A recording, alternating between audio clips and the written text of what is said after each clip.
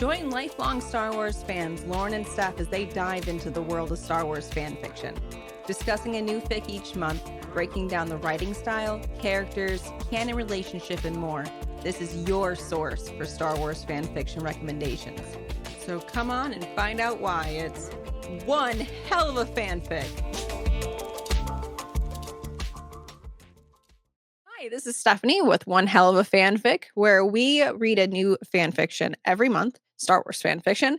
And this month, Lauren is with me as usual. Lauren, how are you?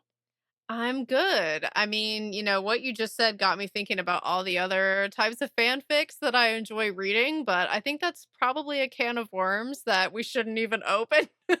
Oh, we're going 'Cause to kind of open it this month, though, because we're doing yeah. a crossover. Yes, another crossover, which those have been pretty fun. Like, I always go into them a little skeptical just because, I'm used to Star Wars or like I'm used to keeping my fandoms separate, but they always end up being really fun in the end. They are. Yes. A way that people can just kind of mingle two completely different worlds is interesting. So this month we read The Strange Man by Megmog. It was finished back in 2021. It's got 5,800 words.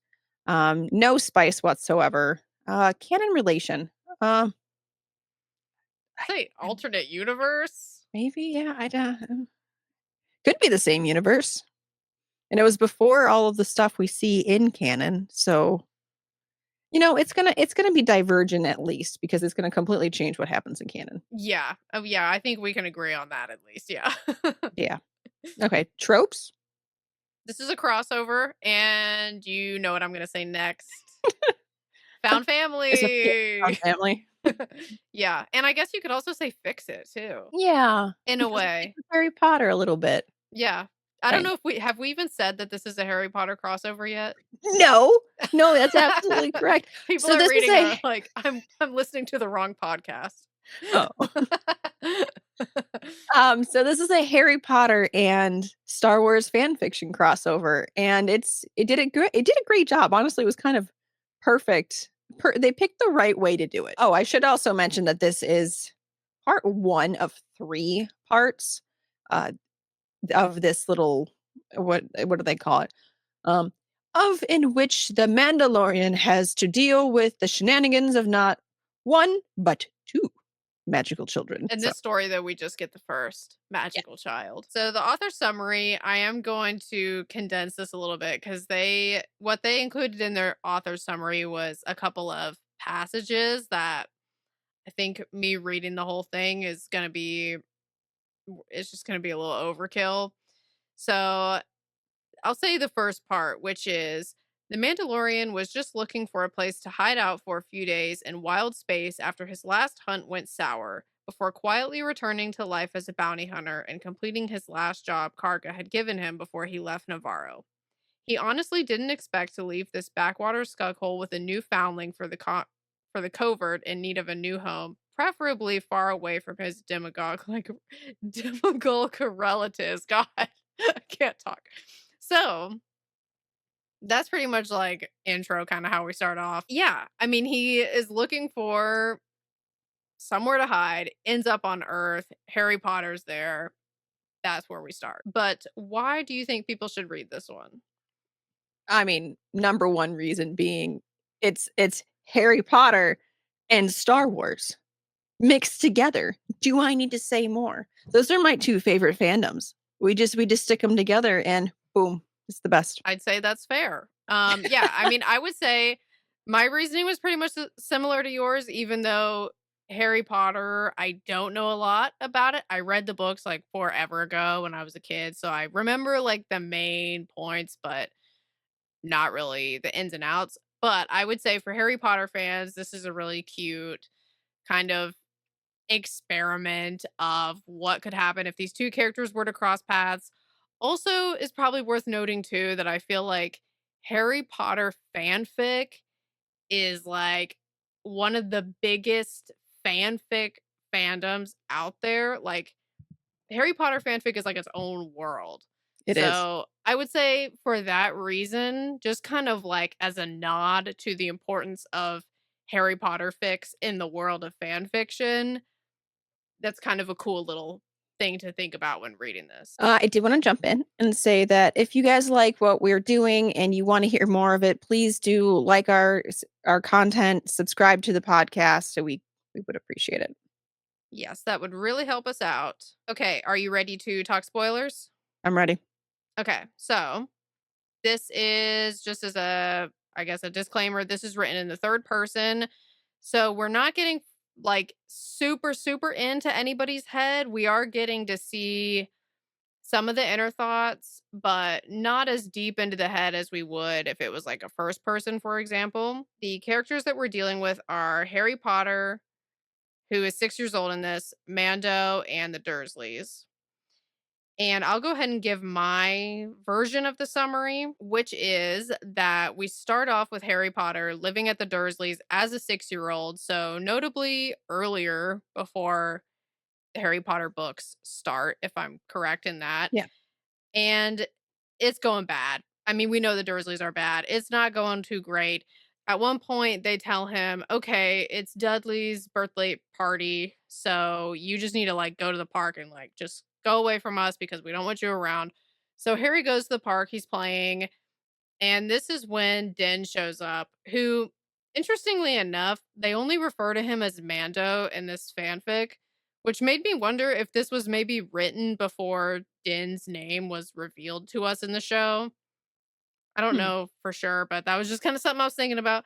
But anyway, so Mando shows up and sees Harry playing at the park. It's very clear that this child is from like a weird situation. He's way too young to be at the park by himself. The things that he is saying is indicating that his home life is very abusive. So Mando's like, okay, I'm going to spend some time with this kid, see what's going on. Because, of course, as a Mandalorian, he has a duty to any foundling to make sure that they're in the right hands and they're cared for properly. So it makes total sense that he would go out of his way to investigate what's going on with this child. And they have a whole day together. They go to the store, they go to the toy store. Mando has to get some supplies, all this, they go around. Then at the end of the day, Harry thinks they're about to part ways and he's going to have to go back home and he's pretty disappointed. And this is when Mando shows him the Razor Crest and offers to take Harry away with him so he doesn't have to go back and live with the Dursleys. And of course, Harry agrees. And then that's where this first part leaves off. I think you pretty much covered most of it. So, what did you think when you were reading this? It reminded me, first of all, because I haven't read the first Harry Potter book in many, many, many years. It just kinda reminded me how horrible his situation was, even in, like, the Harry Potter books, how it was described of the conditions he lived in, how he wasn't fed for multiple days. That's canon in Harry Potter. I'm like, how could you not feed a child for 3 days at all? I can't even convince my children to stop eating for an Oh my hour, God. but then to starve a child? Could No, you, that's like, horrible. Yeah. it's it's I'm not laughing at horrible. the concept of No, starving no, a child. no, Just no. for the record. And Yeah. I don't that was one of my, like, the biggest reactions I had, and I was like, "Wow, I forgot about that." Yeah, just like how hateful they are to him, just Yeah. openly. Like in this fic, we see it. They're just openly so hateful, which I do recall that all being very canon in Harry Potter, just how ugly they are to him, which, like, is crazy because it's like, even if you did have a legit reason to hate his parents, which of course they don't, but even if they did, why would you take it out on an innocent child? That's crazy. Right, and it's not even like the child came to them, just a horrible teenager that treats them terribly. No, he was, like, I the movies make it look like he was a baby, but really he was a couple months old. Well, and I Year know old? when like the first book takes off, isn't he 11 in the Yeah. first book? Okay. So even if we're looking at canon Harry Potter, 11 is still so young. Yeah. And we, when we first meet this character, so young, like he doesn't have like a mean spirited bone in his body at that point. And the way they treat him is just so over the top, like hateful, strict. just absolutely terrible. So it's pretty crazy to think about that. And I mean, makes complete sense how in this fic, Mando is able to immediately put together there's something wrong here Yeah. because the things that this kid is saying is like insanity. Yeah, Mando immediately was thought he was a slave first, but then realized he was just abused. And one thing that Harry says to him is, "My aunt says that if a stranger ever wants me to go with them, then I should go." And it's I like, had to "Oh my reread that like god." 3 times. I was like, "Wait, what? It's like That's not." it's like so dark. It's like at first you kind of laugh because it's like such a, like a turn of what people would usually say, which is don't go with strangers. But the fact that they just want to get rid of him so badly that they're like, if a stranger wants to kidnap you, just let them. That's like so crazy. I know I keep saying that word, but that's really the only way to describe it. Well, did you have any other reactions? Yes. Okay. I appreciated that this was pretty easy for me to follow, even though I don't really remember a lot from Harry Potter. I mean, I remember the Dursleys are terrible. That's like hard to forget. So I appreciated that. I still was able to get enough from that, my memories of that fandom, to be able to follow this without any problems. And I was expecting Grogu to be in this one, but then I realized that this is happening before Grogu and also before the Razor Crest was destroyed. Rest in peace to the Razor Crest. But so very, very early version of Mando, like from what we see. Like it almost is kind of like the version of Mando from the very beginning of the TV show. It was done in 2021. I don't remember when Mando came out, but that was still like 4 years ago. I was gonna say this to questions, but I was thinking about how else would you mingle these 2 fandoms? And I think the author picked the right character because why else would anybody. First of all, I could see anyone going off into wild space. That's how he ends up going out there, is that he's needs to hunker down for a little bit because something went wrong, and he goes into wild space and comes across this one random planet that actually has breathable air. But what other than, I guess, a Jedi? Who would have picked up a small child like this and been like, "You know what? I'm gonna give you a better life." Because actually the Jedi probably I mean, unless they sensed the Force in Harry, like, wouldn't have taken him because it's the natural order of things to leave with their parents. Unless Hmm. I don't know. You do a lot more reading of Star Wars than I do, but I I could see it being like tricky for a Jedi. Also, FYI, Mandalorian came out in 2019. Just want to throw that out has there, it which been that long? crazy the passage of time over these past few years. I can't even get into that, but I can't believe yeah, can't believe it was that long ago. But anyway, wanted to throw that out there. Okay, so yeah, I could see a Jedi. I almost feel like it depends on the Jedi in Yeah. terms of like if they would take Harry or if they would be like, no, you need to stay because like we can't disrupt what's going on here. So I don't know, that's tough. Cause like I know, like, okay, if we're comparing this to like a canon similar version of this situation, then of course, Qui-Gon and Shmi, Qui-Gon couldn't just take Shmi. But the difference is that if Qui-Gon had taken Shmi, there would have been consequences to that. Whereas if somebody took Harry, I don't think there would be consequences to that because the Dursleys don't want him. So Yeah. maybe just hypothetically, if it was Qui-Gon, then maybe he would have taken Harry. You know? And there's some parallels there because Anakin is called the Chosen One and so is Harry.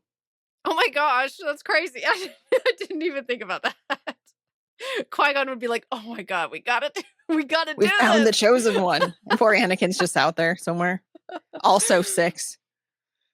Oh my gosh. Yeah, that would be like a whole nother version of this fic. Instead of Mando showing up with having to get Harry and Grogu, it's Qui-Gon showing up having to get Harry and Anakin. I wonder if that exists somewhere. Hmm. Man, okay. Well, anyway, we just took that and ran with it. Did you have a favorite scene? I liked the very end where he offers to take Harry with him because that's like that heartwarming moment where because you do see we hear it from like Harry's perspective of where he's like, I've got a apart from my friend. I think he's my friend." And you realize it going up to that point, and he's like, "Oh, but now I have to go." And then he gets asked, and you kinda get that same almost wording that you get in the 3rd Harry Potter book where Sirius had asked him to stay with him. Like, "Would you wanna come with?" He's like, I don't ever have to go back to the Dursleys." And it was, like, almost the same thing. It paralleled beautifully. Oh, yeah. And, uh, it was the 3rd book is my favorite. And that's one of those moments that I really enjoyed from it, and to see that pop up here was cute. Yeah, I didn't even think about that, but also yeah, the connection between Mando and Sirius, I could totally see that. And another thing I was thinking of too that you just reminded me of was Mando and Hagrid,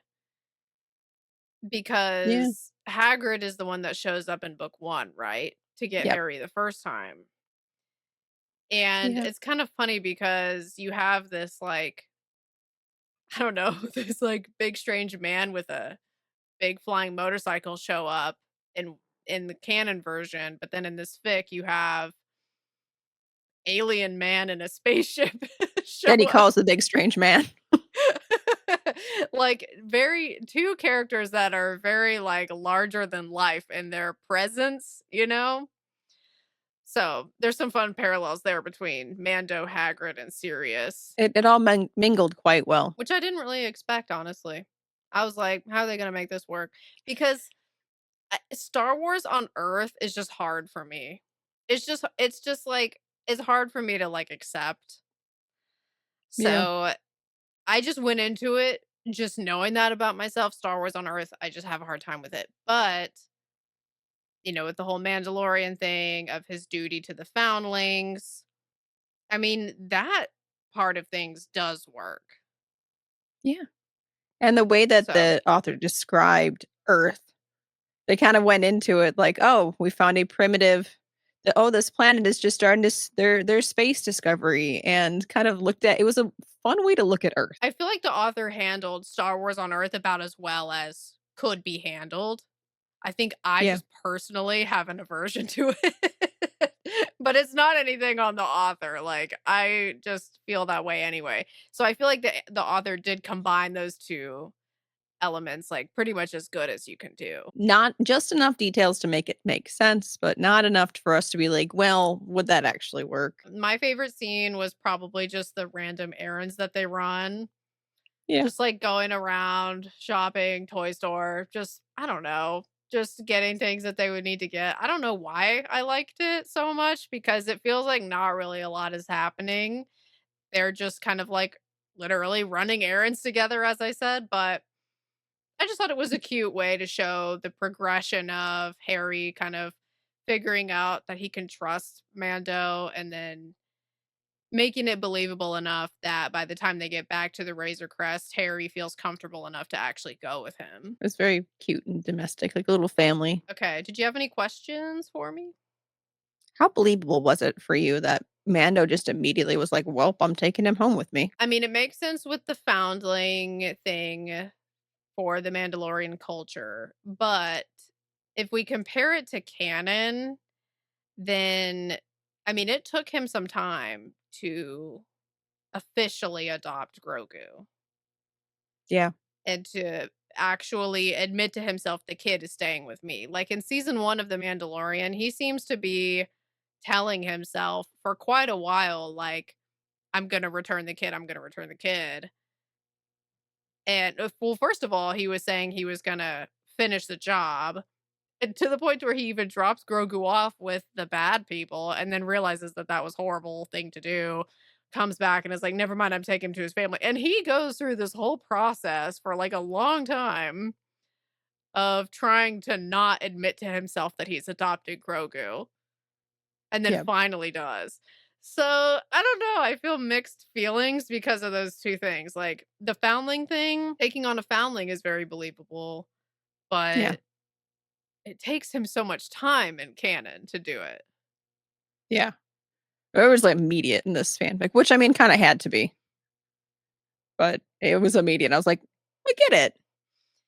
I mean, there wasn't a job that he felt obligated to complete, and there also wasn't a potential family waiting for Harry. It's true. Kid was So, truly lost. yeah, I guess in that way, the situation is a little bit different in those key elements. What did you think? Did you think it was believable? Yeah. Yes. I, just started rewatching Mando actually, but I'm not far. I think I got most of the way through the first episode, but I actually had forgotten how much he had resisted, but now that you're saying it, I'm like, "Oh, yeah, I do remember that." So it's more believable for me about 5 minutes ago. But I it convinced you of my side. yes. But it's, this is a fanfic, and it's supposed to be it has a direction it's going in, Yeah, and I I think it mean, worked just fine. right, and I just love the exploration of, like, here's something that could have happened if these characters cross paths. Yeah, Like, that's fun. I it like that. is. Whether I agree with the exact way that it played out or not, like, I enjoyed the read regardless. For you, did it make sense for Harry to be 6 years old in this fic? Because that's, a lot younger than when we see him at the beginning of canon Harry Potter. So did that make sense for you, or do you feel like you would have liked to have seen this interaction with him being a little bit older? You know, I was confused by him being younger. I don't know why the author chose to go younger. Maybe it was a nod to Anakin and Anakin's age. Or maybe there's something in Harry Potter canon that I'm forgetting about what age the ministry starts to track a child, but, like, that wouldn't matter to Mando. I don't know why they chose 6. I mean, maybe it does have to do with what you just said about the ministry, because at 11, that's when he received his Hogwarts letter, right? Right. But, I mean, So he we had been couldn't do watched, a his whole life. But right. But if we did 11, then that would have been conflicting with the Hogwarts mhm. situation. Though it would have been kinda cool to get a, like a "You're a wizard, Harry," kind of, like, parallel into on Mando's side, but maybe they're just trying to avoid bringing magic into this yet, because as far as Mando knows at this point, there's nothing off about this kid, he's just a human. That magic was not other than Harry thinking that Mando had magic because he had these things that would do things, like, magic's not in there. Yeah, it's hinted at when talking about the Dursleys because they call him a freak, but Yeah. that's it. It's not Mando has absolutely no idea. Yeah, I almost wonder too. Part of my theory for that is I almost wonder if the reason they chose 6 is because I feel like a 6-year-old is more likely. I mean, I don't know. This probably depends on the child now that this is already coming out of my mouth, but I was thinking maybe the 6-year-old is more likely to trust Mando than an 11-year-old is. Yeah, as a parent, I could say absolutely. Mhm. Okay. Yeah, my So that's my not almost totally off 11-year-old be base. like, "No, stranger danger." Although Harry wasn't taught stranger danger. No. Or So, maybe the author just wanted to see him get out of an abusive situation earlier. yeah, instead of having to endure that for 4 more years for no reason. Maybe they just wanted to get Harry out of there before Harry knew Harry had magic. Because as Harry gets older, he recognizes that weird things happen, and maybe at 6 he doesn't. Or maybe there's absolutely no reason. They're just like, "You know what? 6 sounds good." That's also a possibility. Because he's gonna get this, 50-year-old baby soon. Maybe that also he's still gonna have a slightly older mentality-wise. Well, I think we've covered all the options. All of the options. If we missed a couple, let us know. Um,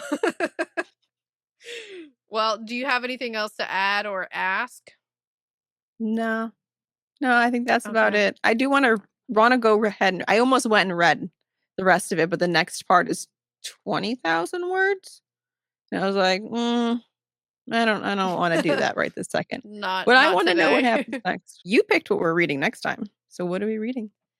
Okay. So I went out on a limb with this one. So Oh we're boy. gonna see. Because I was really trying to choose something different. Because I was like, there were a couple things that I was like, wanting to choose, but they were similar to things that I've already chosen before. And I was like, I need to branch out instead of going to my things that I like over and over and over and over again. So, okay, next month we are reading Written on the Heart by Red Morningstar. This is a Raylo rom com, which, okay, I know I've chosen Raylo in the past a lot of times, but the thing that's different about this one is it takes place in our universe. So Ray and Ben are normal people on Earth. And I know that this is a common format for Raylo fics is taking Ray and Kylo Ren or Ray and Ben and putting them like in the real world. But I've never read one before. So I thought Same. this would be fun. And what's even better is it is heavily inspired by You've Got Mail, which one of my favorite rom-coms of all time. Have you seen You've Got Mail? Oh my No. gosh. It's so good. It's a classic. But I feel like even if you haven't seen it, I read like the first couple pages. I feel like it's still going to make sense. So, Okay. even if you're not a You Got Mail fan, I think you'll be fine. I trust you. I trust Yeah. you. The year Chris and I went through a whole bunch of the Christmas movies you recommended. Um, Oh my that gosh. was a lot of fun. I don't even remember which ones I recommended. I have no idea. But I think we had just asked you for like, you know, Hallmark Christmas movies and we just went through them. Oh my gosh. I wonder if they were Hallmark or if they were just rom-coms in general. I think they were rom-coms in general. Because It was while just like that style. I do watch Christmas Hallmark movies, but I don't know if I would recommend any Christmas Hallmark movies because those are a pretty tough sell. Like I recognize that those are like basically candy. They don't have I much love them substance so to much. them. I They're love all the them, same. but I love them. yeah, exactly. Like I love them, but I would not defend them, you know. But like there's some good Christmas rom-coms out there. So people can find us on social media, which on Instagram we are one hell of a fanfic with a period in between every word. And we also have a YouTube channel where we post our videos of our recordings, and our YouTube channel is also called One Hell of a Fanfic. And then we're on Tumblr. And we're on Tumblr at One Hell of a Fanfic. What? All right. Bye, guys. Thanks so much for joining us at One Hell of a Fanfic. On this podcast, we discuss Star Wars fan fiction, but we do not own the rights to Star Wars or any of the written works we cover. We have no affiliation with Lucasfilm or the fanfic authors we credit for their work. For questions, please email us at onehellofafanfic@gmail.com.